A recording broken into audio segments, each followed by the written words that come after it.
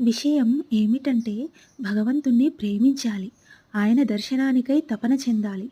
ఏ మార్గంలో వెళ్ళినా సరే సాకారంలో విశ్వాసమున్నా సరే, నిరాకారంలో విశ్వాసమున్నా సరే, భగవంతుడు మానవ రూపంలోనో, విగ్రహ రూపంలోనో అవతరించాడని విశ్వసించినా సరే, లేకున్నా సరే, ఆయన పట్ల ప్రేమ పుడితే చాలు. అప్పుడు తాను ఎవరు అన్న విషయం భగవంతుడు స్వయంగా తానే బోధపరుస్తాడు. పిచ్చివాడివి కావాలంటే ఎవరి కోసమో లేక సంసారం కోసమో ఎందుకు కావాలి? భగవంతుడి కోసమే పిచ్చివాడివవు. శ్రీమాత్రే నమః.